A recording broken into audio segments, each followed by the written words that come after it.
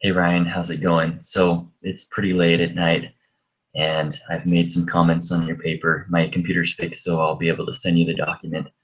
And I'm at my work right now, so bear with me with the background and everything else. It's a little bit messy in this office. Let me pull this up for you and let's get started. So Ryan, I see the effort that you're putting in this, and truthfully, I think that your paper has improved a lot. It does still need work in order to be uh, an excellent paper. And I know that, and it can be frustrating because you're putting in more effort than you ever have, but you're also going to receive dividends from this when you go to write the next paper. And the next paper, you'll learn these skills that will help you to not have to work quite as hard for the rest of the semester. So let's get into this. So this first paragraph, I love it. You took out the chaos. An existential artist is someone that paints from the subconscious. Yes. Now, it needs a transition. So something I for the first couple paragraphs, I wrote transitions in for you. You can use them or you can write your own. It doesn't really matter to me. I'm not going to be offended if you don't use them. I would just like you to be able to insert these and if you want, and they may help to improve your paper. So what I put, and in the last two paragraphs, I'll let you write your own transition. So the first two paragraphs, I wrote them, and then try to learn from that and insert that into your last two paragraphs. So so through his drip styles and his aim to depict conscious thought, Jackson Pollock embodies an existential artist. An existential artist is someone that paints from the subconscious. Now think about this. Think about if you were just a reader and you had no prior thought to this. It says subconscious. Jackson Pollock's attitude towards painting emphasizes the unpremeditated act of painting. This enables him to express his subconscious. That's great, but think about this transition and how it flows into the thought. To begin understanding how Jackson Pollock paints from the subconscious, we must take a look at his attitude towards painting. Jackson Pollock, so it's a full sentence. We must first take a look at his attitude towards painting. Jackson Pollock's attitude towards painting emphasizes the unpremeditated act of painting. Do you notice how that gives a lead into the idea? And it's a beginning. So to begin, it allows the artist to say, okay, now I see what he's trying to say. This first point. Now, separate this last part of the sentence. So Jackson, as before, towards painting emphasizes the unpremeditated act of painting. Period. That's what I would put is a period after that unpremeditated act of painting. So separate that and add more into this. So about the unpremeditated act, something like the unpremeditated attitude that he showcases is a way of not allowing the conscious to take over and allows the subconscious to take control. Do you see how that would be better? Thus, this attitude promotes existential artistry. Do you see how that's a good lead in? How it describes the subconscious thought and how that ties in, and then it also promotes existential artistry. So that kind of ties it into your thesis that he is an existential artist, and this is why. And so you don't have to use. I mean, you can change that around if that's not what you're trying to say, or you can use exactly as I put. I know that it's not perfect, so let me change that. All right. So the third comment, I would just either suggest taking out the only and adding a transition. So so you said to begin, and then you can write the last topic that enhances our understanding of how Jackson Pollock brings out his subconscious onto tapestry, thus proving him an existential artist, is that of the methods he uses in painting. The drip style of paint, the method he uses, allows him to not touch the surface of the canvas, not allowing him to put conscious paintbrush strokes on the canvas. So you can change that around a bit to not seem as confusing to you or to add your own touch. But you see how that leads into an idea. So, and it ties back into him not adding the touch.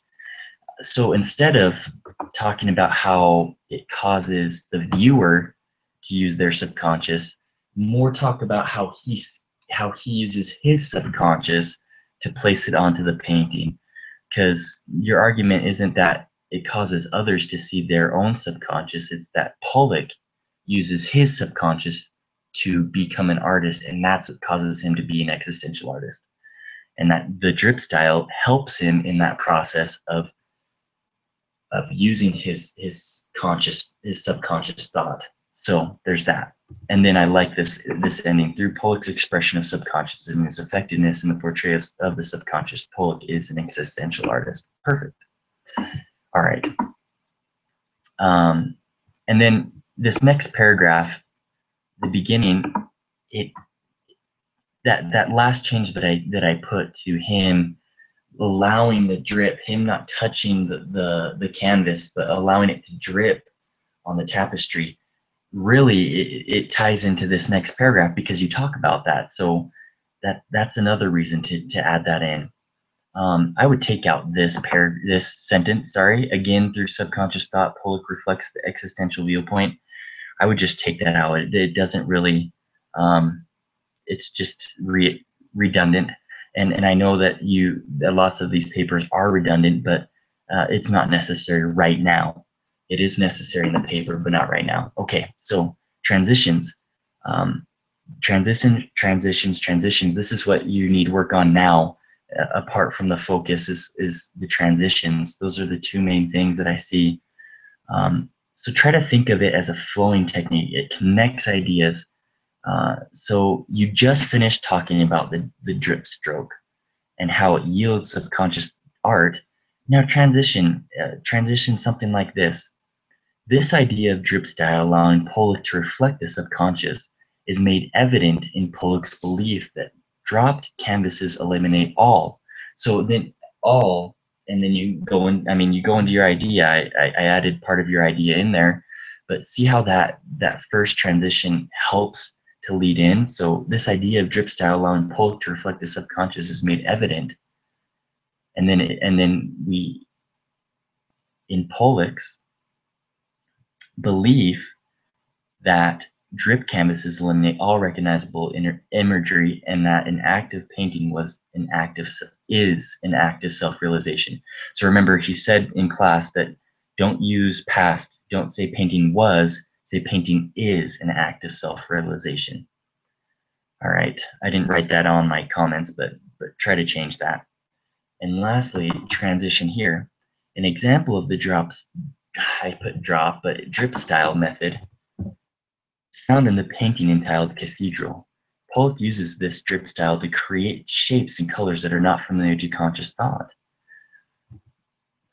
So instead of going into how that demands the viewer to surrender to their subconscious, talk about how that demands Pollock to surrender to his subconscious.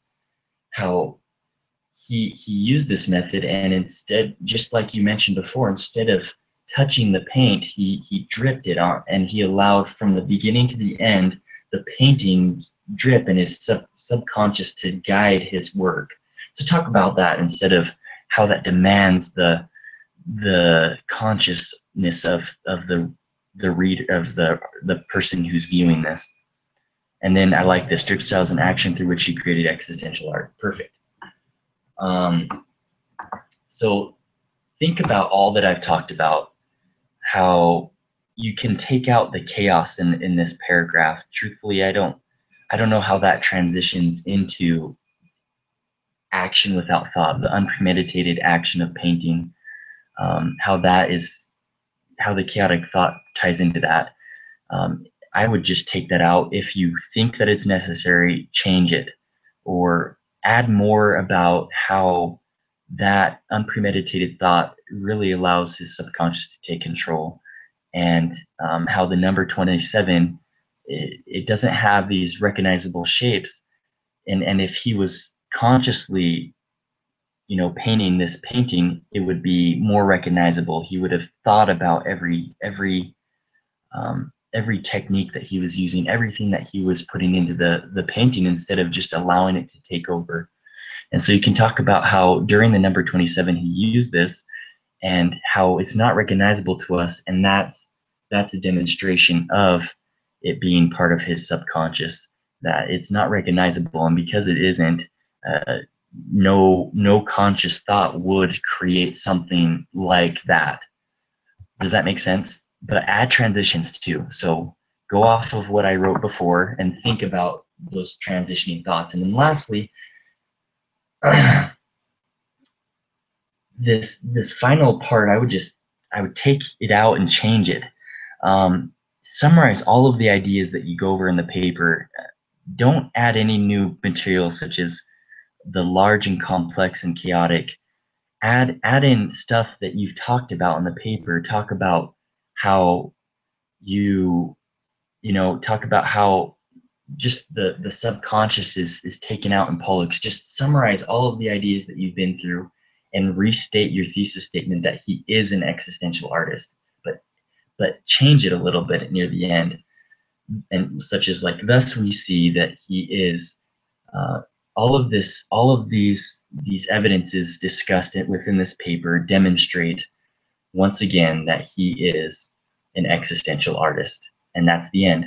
So that's your claim. Stick to it. Focus your paper, and I truly hope that you get a better grade this one. I think that you did do a better job so far, so we'll see how it goes. I would like to see your finished product just so that I can take a look at it and see how you changed it. So if you want, you can send it to me. If not, you don't have to. I would just like to see it because I have somewhat of a connection to it. So I hope that this helps you out, and I hope that you're able to have enough time to change this. So have a good day, Ryan. I'll see you in class.